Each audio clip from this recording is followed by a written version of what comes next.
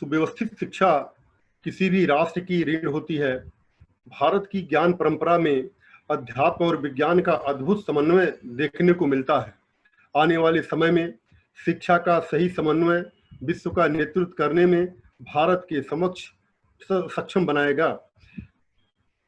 बदलते परिवेश में तकनीकी शिक्षा की उपयोगिता, महत्ता सर्वव्याप्त है।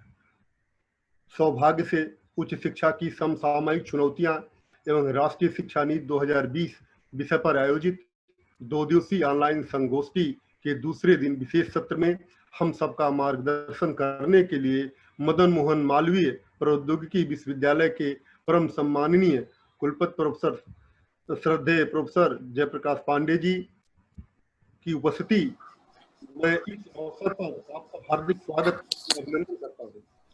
तकनीकी शिक्षा के क्षेत्र में आपकी सेवा अनुकरणीय है। आपने कई वर्ष तक तकनीकी शिक्षण संस्थानों में अपनी सेवाएं दी हैं। कमला नेहरू प्रौद्योगिकी संस्थान सुल्तानपुर में निदेशक के रूप में आपका नेतृत्व अत्यंत प्रशंसनीय रहा है। आपने डॉक्टर राम मनोहर लोहिया अवध विश्वविद्यालय फैजाबाद अयोध्या से बीटेक तथा एमटेक की शिक्षा प्राप्त करने के उपरांत उत्तर प्रदेश टेक्निकल विश्वविद्यालय से पीएचडी की उपाधि प्राप्त किया है। आपको श्रेष्ठ leadership award, national e governance award आदि सम्मान कुशल नेतृत्व के लिए दिया गया है। तकनीकी शिक्षा के सुयोग्य प्रशासक और माननीय कुलपति परम आदरणीय प्रोफेसर जयप्रकाश पांडे जी का मैं शहीद बंधु सिंह डिग्री कॉलेज की ओर से सादर स्वागत, अभिनंदन एवं वंदन करता हूं। आज हम सबको आपका उद्बोधन प्राप्त होगा और उद्बोधन श्रोता और आपके बीच में मैं कड़ी न बनते हुए मैं सीधे आपको सादर आमंत्रित करता हूं। सादर प्रोफेसर जयप्रकाश पांडे जी, कुलपति, सादर आमंत्रित। सादर।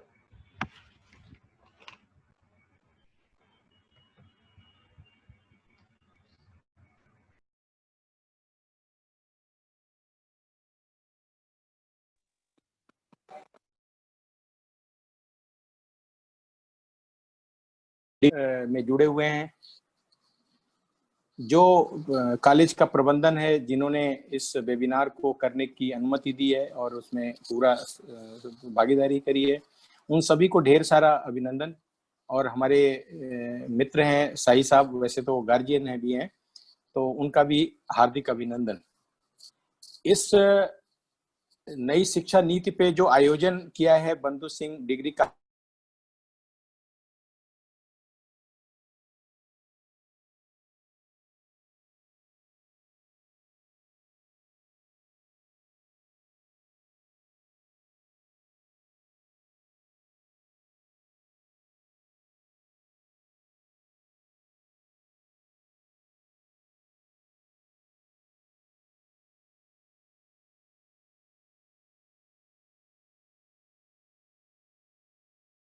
परिवर्तन है, जिस पर हम जगह जगह वेबिनार्स में चर्चा कर रहे हैं। और वेबिनार्स के अलावा राज्य सरकार और केंद्र सरकार ने बहुत सारे टास्क फोर्स भी गठित किया है कि जिससे कि इसका क्रियान्वयन स्मूथ हो सके, मतलब आसानी से इसका क्रियान्वयन हो सके। क्योंकि हम लोगों के यहाँ जब भी कभी कोई नीति बनती है, उसका इम्प्लीमेंटेशन या क्रियान्वयन इतना कठिन होता है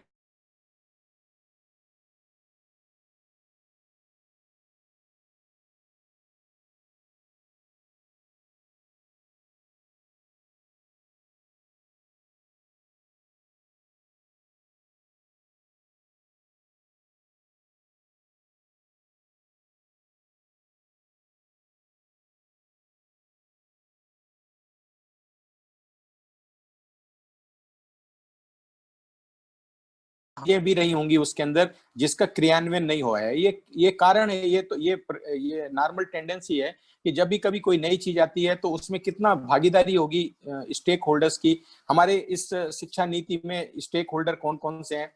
छात्र हैं, उनके अभिभावक हैं, शिक्षक हैं, संस्थान के जो प्रबंधन के लोग हैं, विश्वविद्यालय है, राज्य सरकार है और आपकी केंद्र सरकार है। ये सभी लोगों का स्टेक होल्डर है ये। और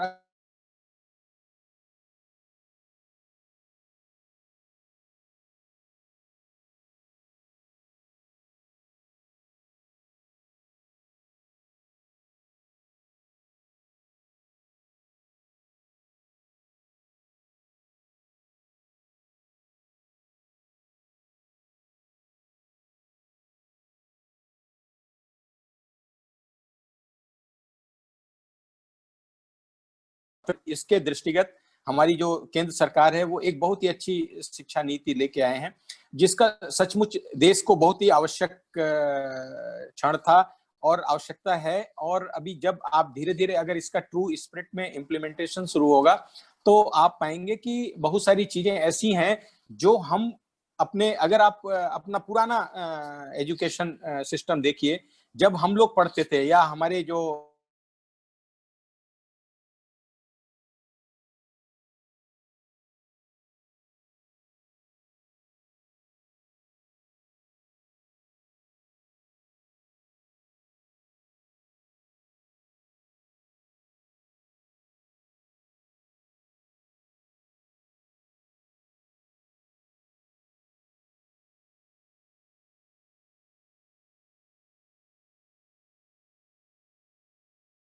पढ़ी है, गांव का जो स्कूल होता है, हमारा गांव है बगल में ही, तो उस गांव में जब हम क्लास तीसरी कक्षा बोलते थे, जब ये जो सारी शब्द हैं वो आज के नहीं है, ये तीसरी कक्षा, चौथी कक्षा ऐसे बोलते थे, न कि थर्ड फोर्थ, अभी बदल गया है। तो तीसरी कक्षा में जब हम लोग गए थे तो उस समय पटरी मिलती थी हमको, किरमिच की एक कलम होती थी, और ज्यादातर हम लोग क्या करते थे, वो जो नरकट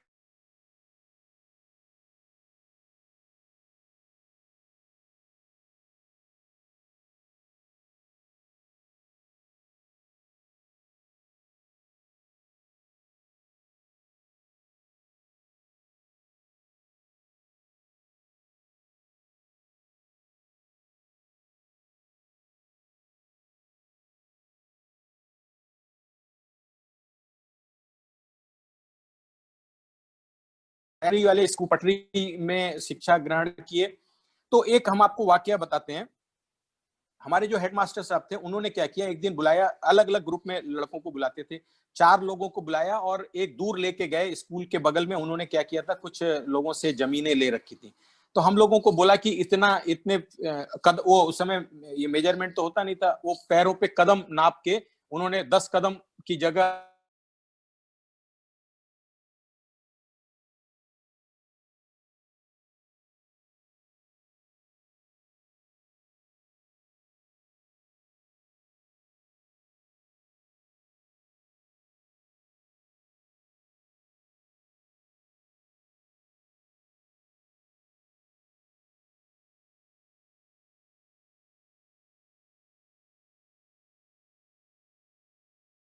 बेसिक ज्ञान था। मुझे आज इतने दिन हो गए हैं, अभी भी मुझे वो दिन और वो जगह याद दिमाग में आ रही है कि कैसे हमने क्यारी बनाई। मैं अपनी मदर से पूछा कि कैसे होगा, कौन सा होगा।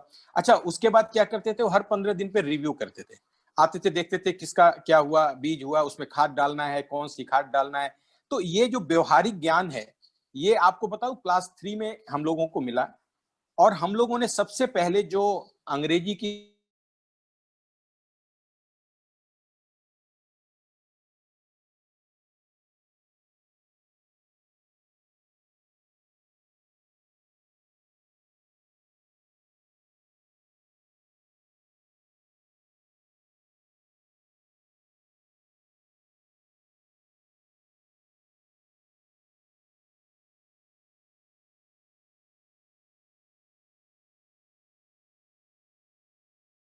फार्म में फिर से सोचना पड़ रहा है, क्योंकि वो व्यवहारिक ज्ञान जो हम लोगों को मिलता था जब हमने बीटेक करा, जो बीटेक में पुराने जो लोग इंजीनियरिंग किए हुए हैं, जो बीएससी किए हुए हैं, जो एमए किए हुए हैं, बीए किए हुए हैं, उनको भी व्यवहारिक ज्ञान उन चीजों का भी दिया जाता था जिन चीजों की उनको आवश्यकता उस कैरिकुलम में नहीं थी।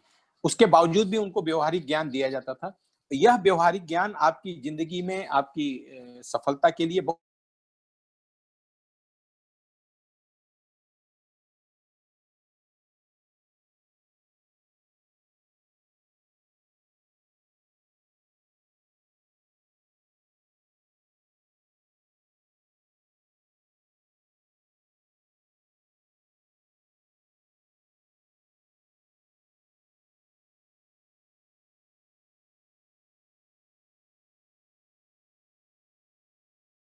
कि ये बेकार की चीज पढ़ा रहे हैं, हम तो इलेक्ट्रिकल के इंजीनियरिंग करने आए हैं, हमको इलेक्ट्रिकल की चीजें पढ़ाएं, वो बड़ा अच्छा लगता था। लेकिन आज हमको ये अच्छा लगता है, जब हम कहीं पे जाते हैं हमें लगता है कि जैसे कभी कोई मेजरमेंट करना हो, सिंपल मेजरमेंट है, अगर आप किसी कमरे में गए हैं जिस कमरे में टाइल्स लगी हुई है, अगर किसी से पूछ दीजिए कि इस कमरे की लंबाई चौड़ाई क्या है, तो वो नहीं बता पाएंगे। अगर आपके पास व्यवहारिक ज्ञान होगा तो आपको बताऊं, जितने भी कमरों में टाइल्स लगती हैं आजकल, फ्लोर टाइल्स, वो 2 फीट बाई 2 फीट की होती है टाइल्स।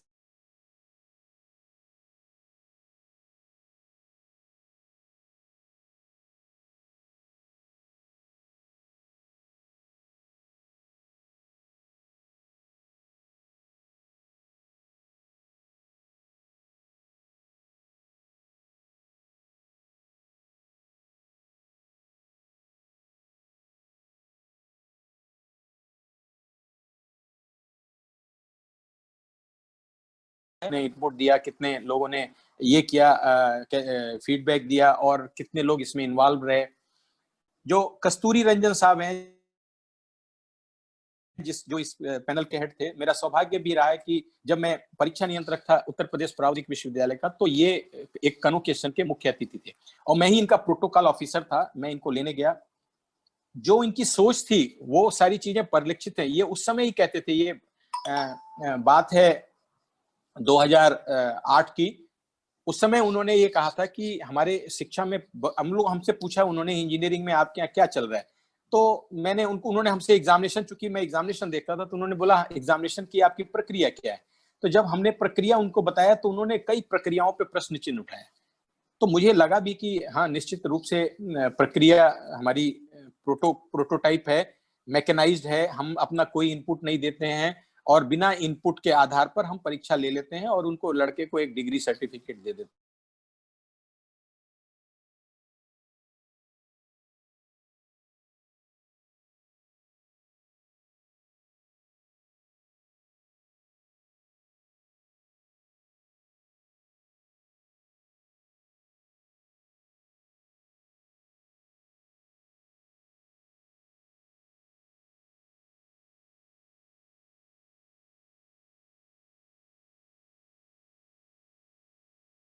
को इंटरनल मिल रहे हैं, कितने नंबर उनको जो विश्वविद्यालय की परीक्षा है उनमें मिल रहे हैं।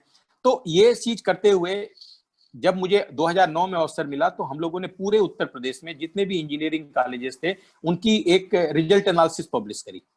बहुत सारे, अगर इस वेबिनार में ऐसे मैनेजमेंट के लोग या ऐसे फैकल्टी मेंबर जो हमारे आसपास के इंजीनियरिंग कॉलेजेस के भी हैं, वो जानते होंगे।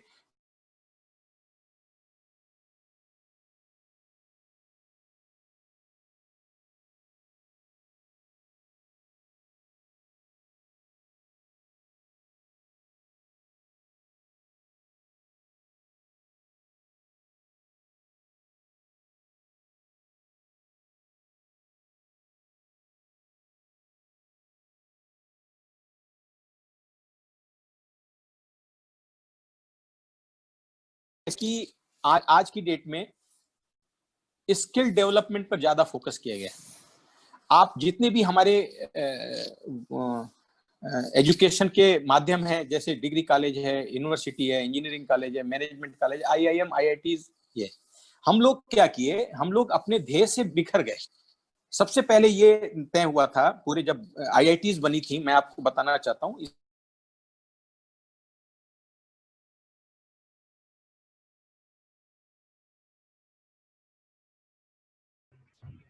सर नेटवर्क की दिक्कत हो रही है सर, वहाँ आवाज रुक रुक के आ रही है।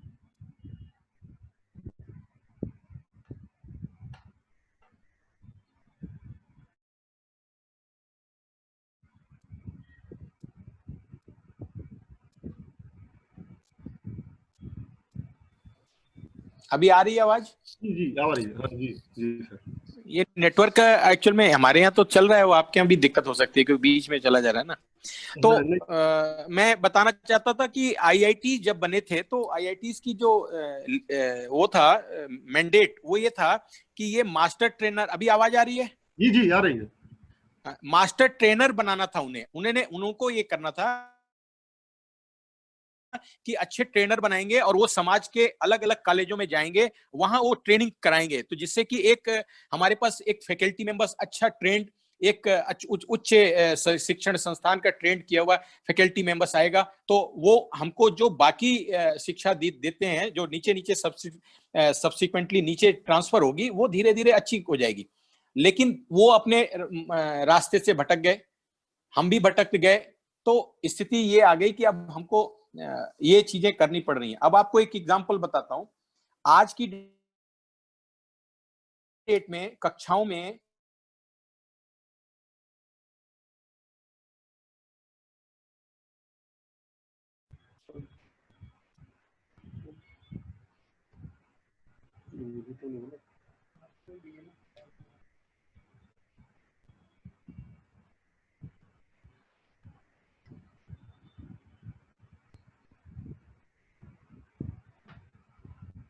आवाज नहीं आ रही सर? आ रही आवाज? जी जी। कट रही है क्या बीच में? जी जी जी। वो तो देखिए, ये भी अपनी नई शिक्षा नीति का एक मूलभूत पिलर होगा कि अगर हम बहुत सी चीजें हम ऑनलाइन पे जाएंगे और अगर हम नेटवर्क किस तरह से हर जगह पाएंगे तो हम इसमें सफल नहीं होंगे। तो मेरा ये कहना था कि जो आज की डेट में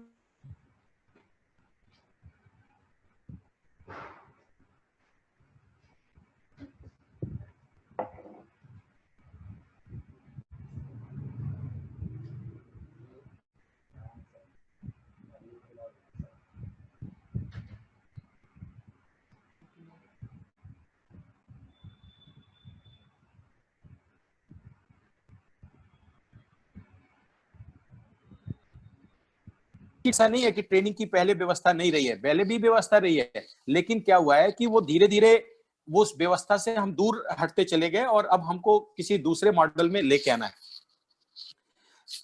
स्किल डेवलपमेंट के साथ साथ इस शिक्षा नीति में जो इंपॉर्टेंट चीज है, मैं आपको दोनों ब्लेंडेड मोड में बता रहा हूं। हायर एजुकेशन जो मिडिल एजुकेशन है और ये जो बेसिक एजुकेशन है, इसमें एक चीज दी हुई है कि हम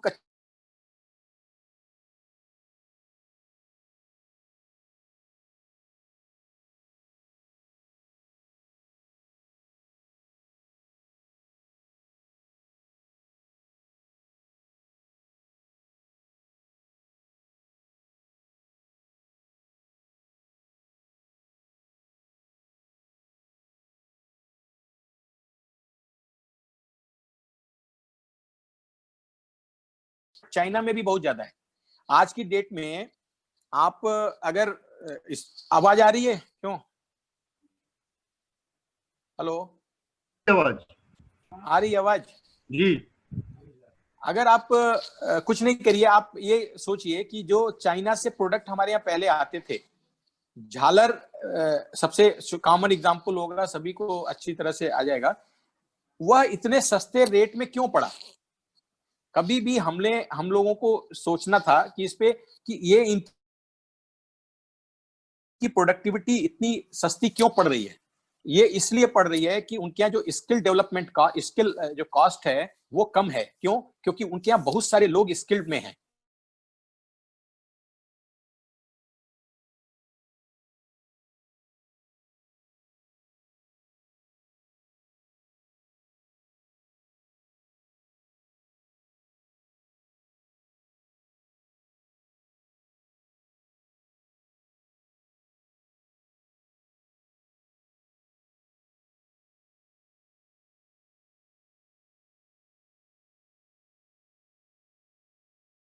आज की डेट में आवाज आ रही है?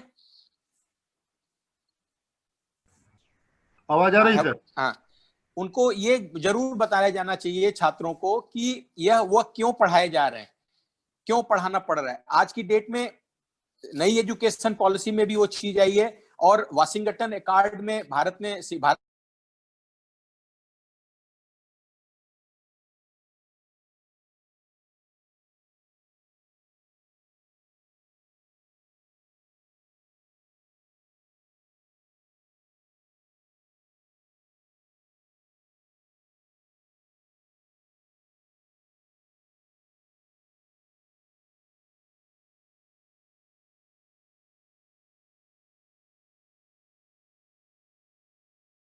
केस में हमको जो हमारे फैकल्टी मेंबर्स हैं, जो हमारे प्रिंसिपल्स हैं, डायरेक्टर्स हैं, वो लोगों की जिम्मेदारी बढ़ जाएगी। तो इसलिए छात्रों को ये बताया जाना जरूरी है कि आप बीएससी में जब आप पढ़ते हैं तो फिजिक्स और केमिस्ट्री, मैथमेटिक्स पढ़ते हैं। आपको ये बीएससी करा रहे हैं हम, आज की डेट में बीएससी आपके कई चीजों पे बीएससी शुरू हो गई है, तो उनमें सब्जेक्ट को पढ़ाना जरूरी है। आपको बताना जरूरी है कि आप मैथ क्यों पढ़ा रहे हो, आप केमिस्ट्री क्यों पढ़ा रहे हो, आप सोशल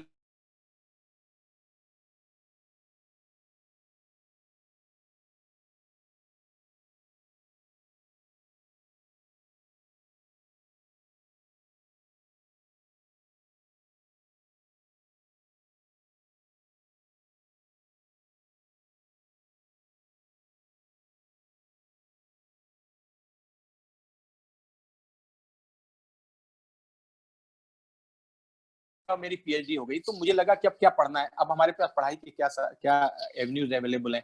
तो हमने सोचा कि हम सीए करेंगे। मैं नोएडा के एक इंस्टीट्यूट में गया, सीए का इंस्टीट्यूट है वो, चार्टेड अकाउंटेंट का, सरकार का। तो वहां पर गया, फॉर्म लेके आया, तो मैंने उस पूरे फॉर्म को देखा, तो बहुत सारी चीजें हम पढ़ चुके थे अपने बीटेक में या एमटेक में। कुछ पोर्शन करीब 40%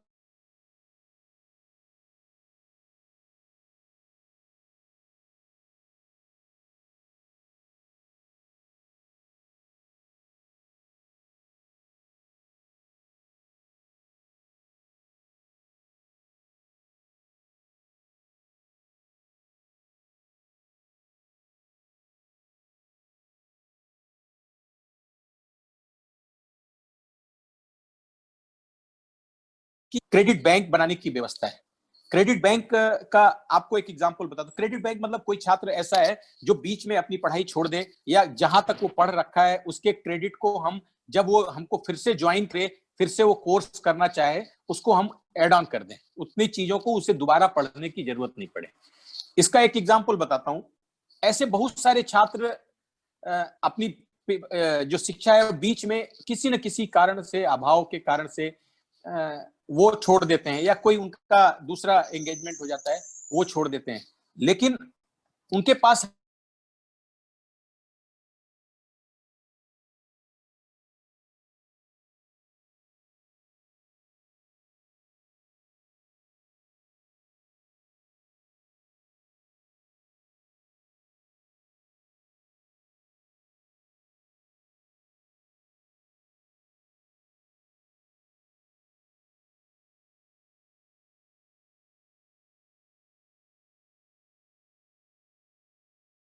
बुलाया हम लोगों ने, तो उसमें जो बीटेक की टॉपर थी, एक लड़की थी बनारस की रहने वाली।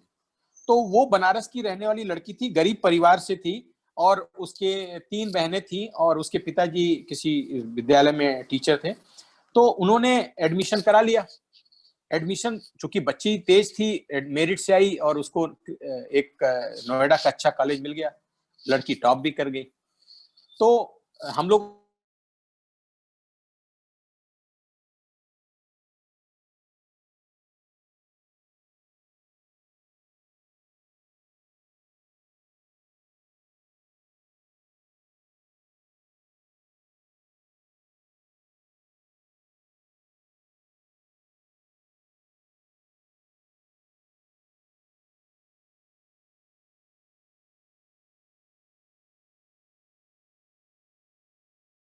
हमारी 3 लड़कियां हैं, और ये सबसे छोटी लड़की है, और हम 2 लड़कियों की शादी करना अभी रह गया, और हम इस बच्ची को पढ़ा नहीं पाएंगे। मुझे बड़ा शौक लगा कि बुरे आर्थिक स्थिति ठीक नहीं है और हम पढ़ा नहीं पाएंगे। तो मैंने कहा नहीं नहीं, आप पढ़ाइए, हम लोग देखते हैं आपकी क्या मदद कर सकते हैं। फिर हमने अपने वाइस चांसलर से बोला कि ऐसी ऐसी स्थिति है, और हमारे विश्वविद्यालय के लिए बड़ा दुर्भाग्य होगा कि ये बच्ची पैसे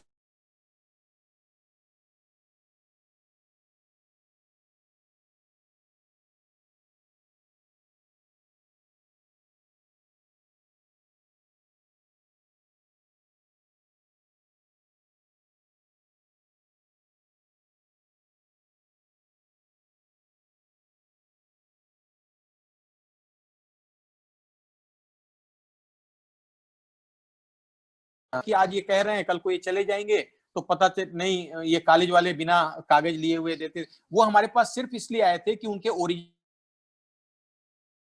डॉक्यूमेंट्स हम कॉलेज को बोल दें वो वापस कर दें, वो नहीं वापस कर रहे हैं।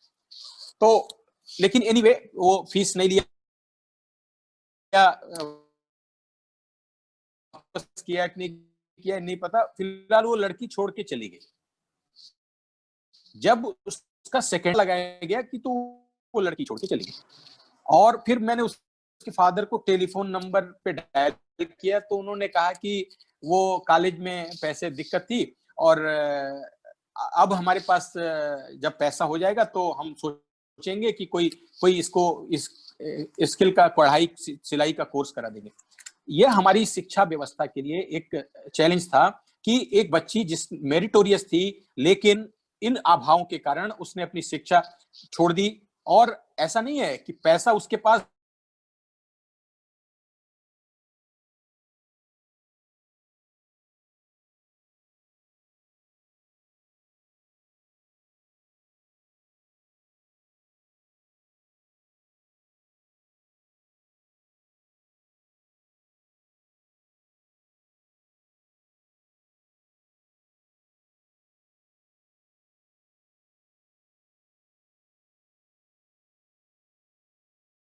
विश्वविद्यालय में एक टास्क फोर्स का गठन किया है जो आने वाले एक सप्ताह के अंदर इसको एक रिपोर्ट देगी। और यह जो क्रेडिट ट्रांसफर है वो इमीडिएटली हम लोग ट्रांसफर कर सकते हैं, हम इमीडिएटली इंप्लीमेंट कर सकते हैं। आपने देखा होगा जो बहुत सारे आपके वक्ताओं ने बोला होगा कि 10+2 को हमने 5 3+3+4 में बदला है। अगर आपको किसी ने बताया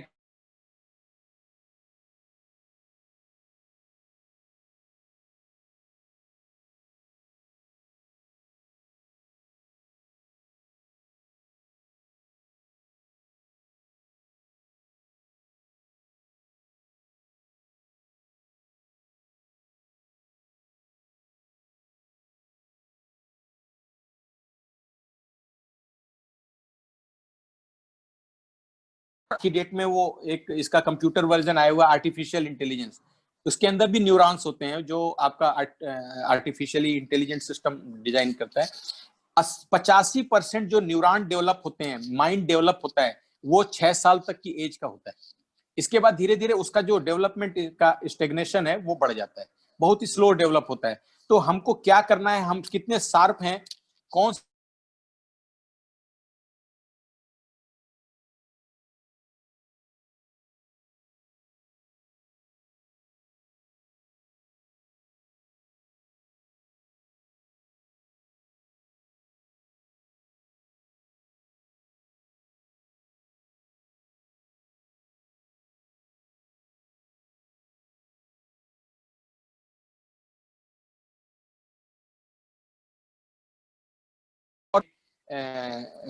टेकअप करेंगे। लेकिन अब इसमें एक दिक्कत है, आंगनबाड़ी हम और भी देशों में भी ये व्यवस्था लागू है कि हम इनिशियल स्टेज पर बच्चे को प्ले माध्यम से, मैंने आपको अपने क्लास 3rd का एग्जांपल बताया कि हमको खेत दे दिया गया था, उस माध्यम से कोई भी क्रिएटिव माध्यम होता है तो क्रिएटिविटी, और हो सकता है मैं बताऊं आपको, वह जो कक्षा 3 की जो हमारी शिक्षा थी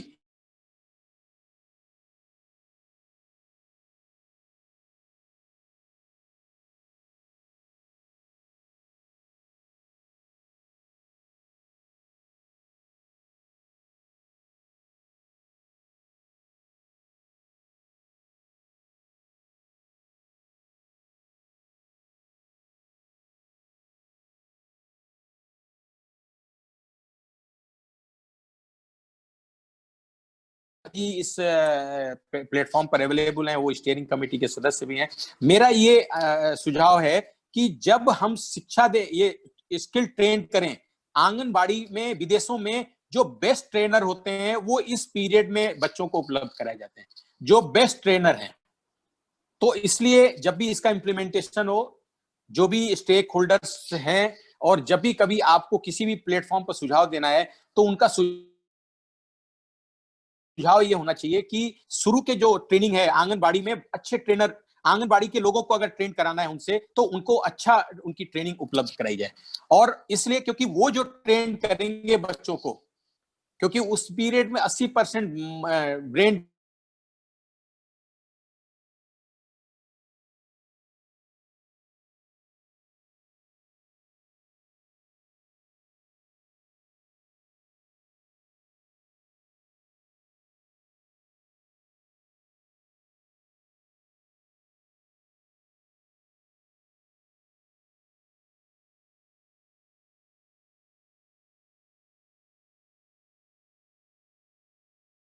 आपको एक और एग्जांपल बताता हूं।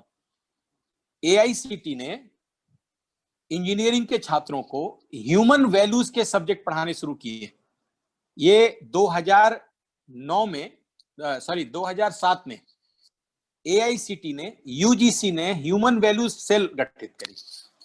मेरा सौभाग्य प्राप्त रहा कि उस सेल का मैं जो उत्तर प्रदेश प्रावधिक विश्वविद्यालय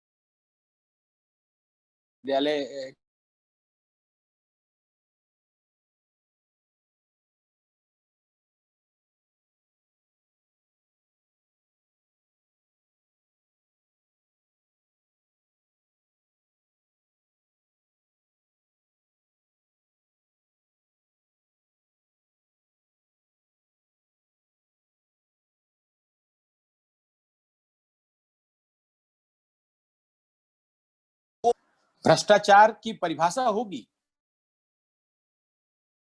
लेकिन भ्रष्टाचार नहीं को हम नहीं बताते। ये व्यवहारिक ज्ञान की वजह से वो आदमी को कहते हैं कि ईमानदार रहना चाहिए, आपको कर्मों में ईमानदार होना चाहिए, आपके जो भी कर्तव्य है उसमें ईमानदारी बरतनी चाहिए। ईमानदारी तो बताते हैं, बट ईमानदारी का जो डिटेल्ड है वो हम बच्चों को नहीं बताते।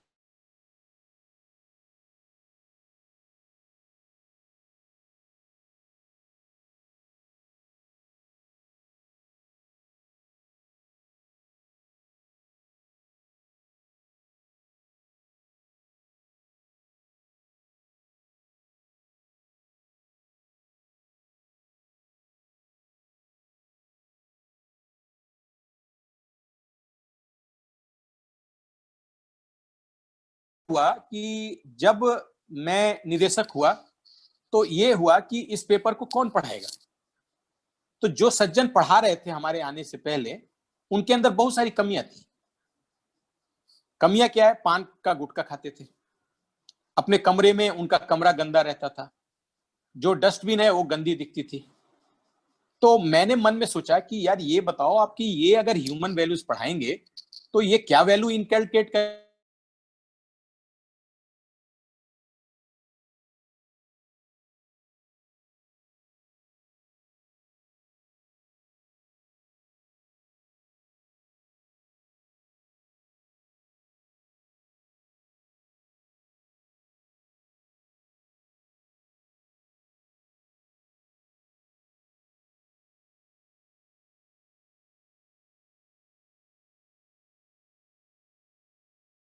बारे में आपको जानकारी होगी नहीं, तो उसके क्या वैल्यूज हैं वो आपको पता नहीं है, और आप अपने वो जो सिखाएगा सीख सकते हो। लेकिन जो छात्र और शिक्षक एक ही कैंपस में रहते हैं, आसपास रहते हैं, अगर मैं आपको नैतिकता की पाठ पढ़ाऊं और मैं उन नैतिकता पे नहीं खरा चल रहा हूं, तो आप हमारी बात नहीं मानेंगे। यही बात है हमारे शिक्षा में भी। और शिक्षा का जो डिटोरिएशन हुआ है पास्ट में बहुत सारे लेवल पे हुआ है, और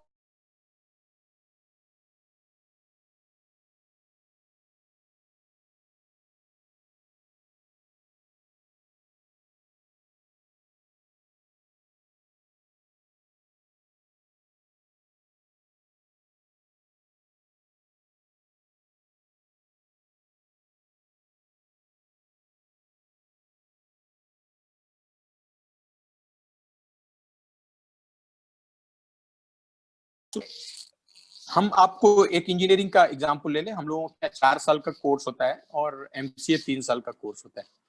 तो हम पहले साल अभी तो मॉडिफाई करें, पहले साल हम उनको बेसिक इंजीनियरिंग का कोर्स कराते हैं, साथ में अप्लाइड साइंस के कोर्स कराते हैं। अगर मान लो फर्स्ट ईयर में लड़का पढ़ता है और वो चला जाता है, क्रेडिट अपना बैंक, क्रेडिट बैंक में अपना जो फर्स्ट ईयर का पास है चला जाता है,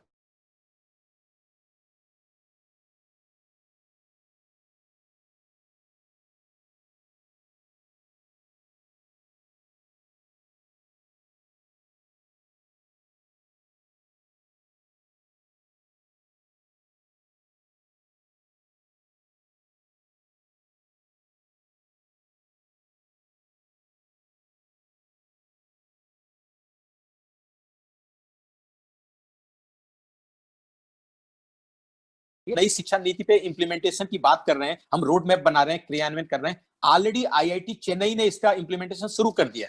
उन्होंने बीएससी डेटा साइंस का एक ऑनलाइन कोर्स शुरू किया है। आप में जितने लोग हों, वो भी जो इसका लाभ लेना चाहते हो, आप चले जाइएगा उनकी वेबसाइट पर। मैंने इसको समाचार पत्रों में उनका ऐड पढ़ा और हमारे एक ग्रुप में उनके प्रोफेसर जुड़े हुए हैं आईआईटी चेन्नई के, तो उन्होंने भेजा। मैं उसका पूरा ड्राफ्ट निकाला और हमने अपने फैकल्टी मेंबर को दिया।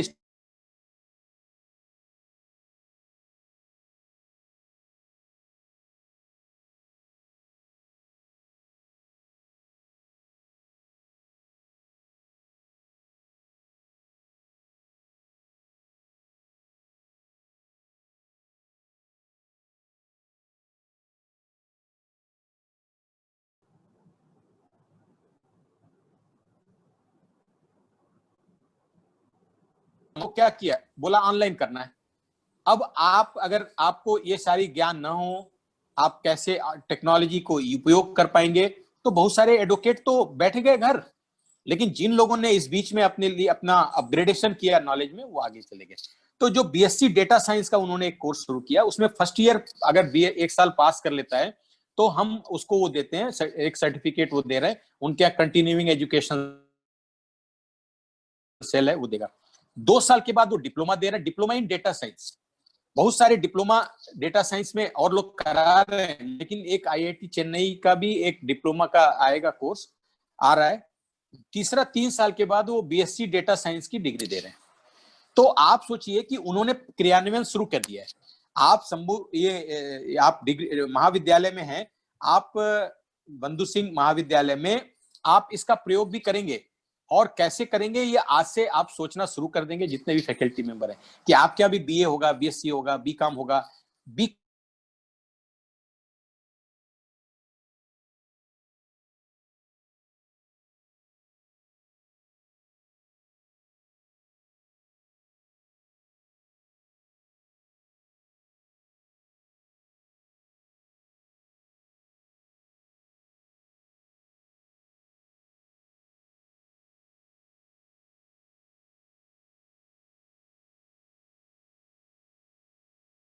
सबसे ज्यादा हाई डिमांड इस समय ड्राइवर्स की है। बहुत सारे सर्विसेज हैं, बहुत सारी चीजें हैं। तो हम अगर बच्चों को उस दिशा में, जो उस लाइन में जाना चाहते हैं, हम उनको बताएं। जो बच्चे डिप्लोमा में जाना चाहते हैं, वो उनके उसको उस तरह की स्किल दें। ऑलरेडी अलग अलग जगहों से शुरू हो जाएगी।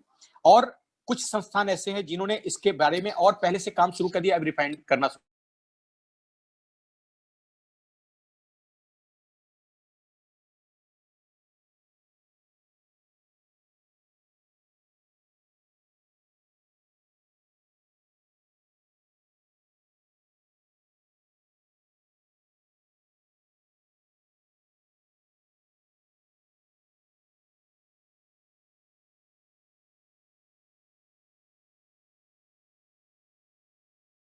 तो बता दूं, बहुत सारे एग्रीकल्चर इंस्टीट्यूट होंगे इस देश में, प्रदेश में, जिनके यहाँ पूरी पूरी पढ़ाई हो जाती है, बट कभी खेत में नहीं जाते। उनके यहाँ जो व्यवस्था थी कि छात्र 15 दिन, उनके यहाँ एक पूरा विलेज एडॉप्शन प्रोग्राम है, वेब बोलते थे, उनमें उन्होंने 3 क्रेडिट दे रखा था। 15 लड़के एक टीचर के अध्यक्षता में गांव में जाते हैं, ग्राम प्रधान उनके रहने की व्यवस्था करते हैं। 15 दिन वो उस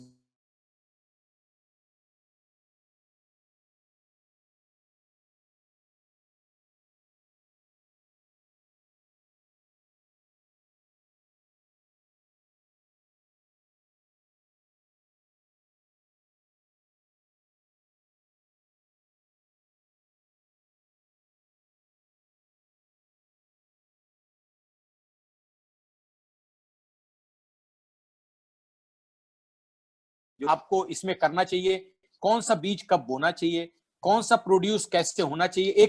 एक झारखंड में ये जो आपका एक काने, सॉरी नाम ध्यान से उतर रहा, झारखंड में जहां पागल खाना है, वो मेरे को उस गांव का भी विजिट करना था। वहां गोभी बहुत होती है। तो गोभी क्या होता है कि गोभी को प्रोड्यूस करते हैं, और वो लोग क्या करते थे,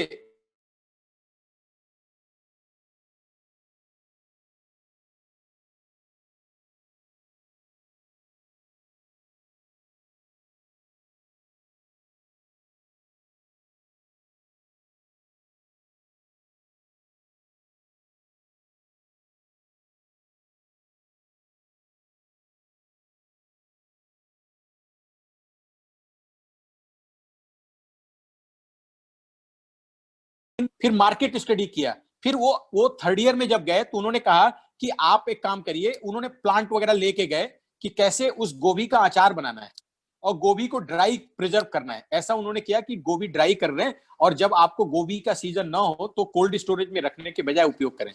तो उसमें उन्होंने पाया कि इसका अचार बाजार में बहुत बिक रहा है और उन्होंने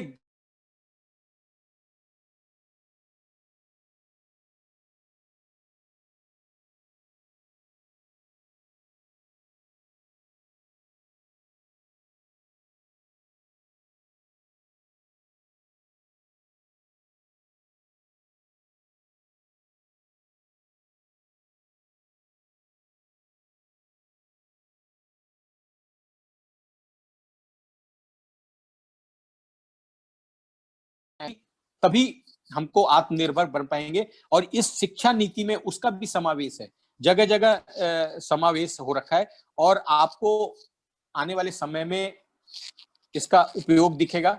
सिंपल एक चीज ये है इसके अंदर कि आप जितना ज्यादा से ज्यादा एडवांस ट्रेनिंग बच्चों को करा पाए, बच्चे उसके लिए तैयार हैं, ऐसा नहीं है। आप अगर कोई अच्छी ट्रेनिंग कराएंगे, बच्चा ट्रेन करेगा, पैसा ले आके देगा, पैसे की कमी नहीं है।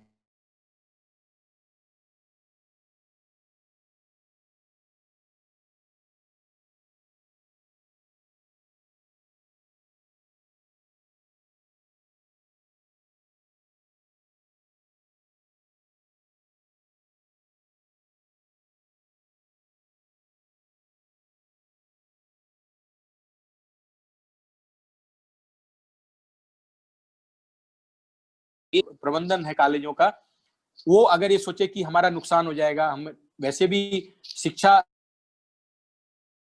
एक नो प्रॉफिट नो लॉस का बिजनेस था, इसमें लोग कह रहे हैं कमर्शलाइज कर दिया, ऐसी व्यवस्था नहीं है। इसमें शिक्षा देना हमारा सामाजिक दायित्व है और हम दे रहे हैं, आप दे रहे हैं। एक इसका एग्जाम्पल आपको बताना चाहता हूं। हमारे यहाँ क्या हुआ कि इंजीनियरिंग इंस्टीट्यूशन में फर्स्ट ईयर में सबसे ज्यादा लड़के फेल होते हैं।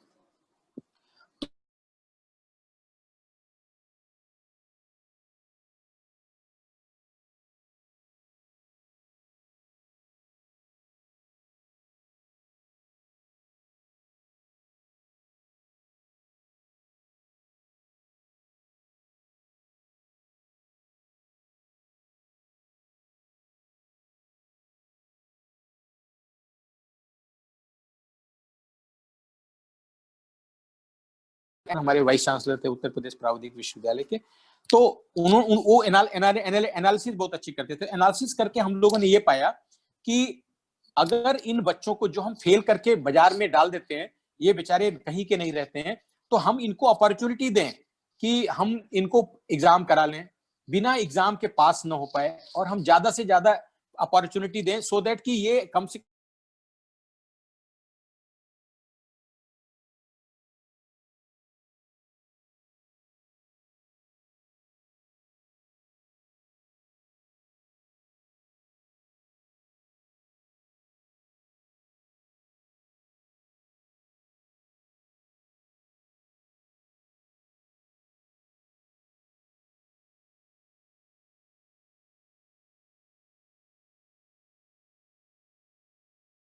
जो फेल विषय है उनको आप कैरी ओवर के रूप में दीजिए, अब आप सेकेंड ईयर में चलिए पढ़िए।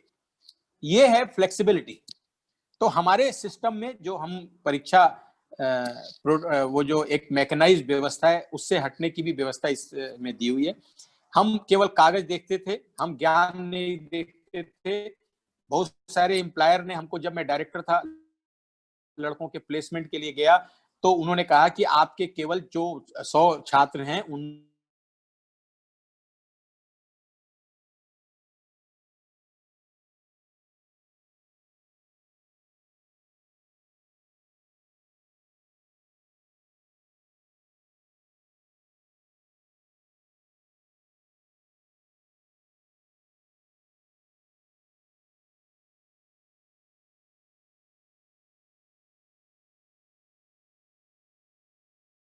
है कि हम कंधे से कंधा मिला के इस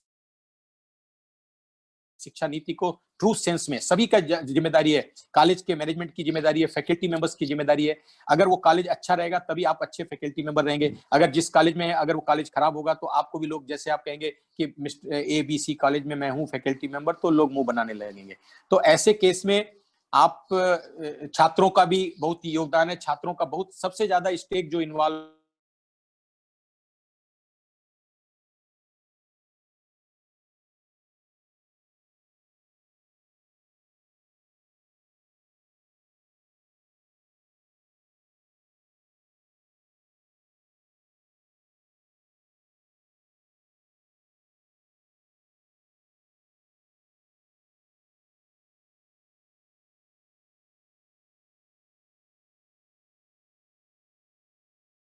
में। तो इस शब्दों के साथ मैं अपनी वाणी को विराम देता हूं। बहुत बहुत धन्यवाद आयोजक का कि वो उन्होंने मुझे इस अवसर पर बोलने का मौका दिया। धन्यवाद।